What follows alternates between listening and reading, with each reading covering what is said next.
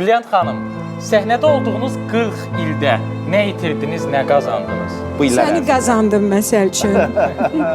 Papam getirdi, qapıma atdı səni qazandım. Əlbəttə ki, illər ötdükcə biz nəyisə qazanırıq, nəyisə itiririk. Dostlarımızı bəzən itiririk. Onlar, necə deyərlər, elə bir yola gedirlər ki, o yoldan artıq dönüş yoxdur, nə qədər gözləsək də. Əslində, bir filosof çox gözəl söz deyib, sən də bunu yadında saxla, bəlkə sənə lazım olar bu söz. Deməli, bizim həyatımız elə bil ki, bir qatardır.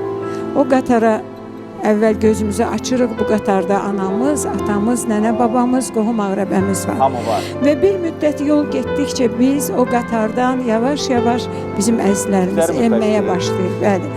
O qatara yavaş-yavaş dostlar minirlər, yolda onlar da yavaş-yavaş enirlər qatardan və bizim bu həyat qatarımız sona qədər, yəni qazana-qazana, itirə-itirə öz yolunu gedir.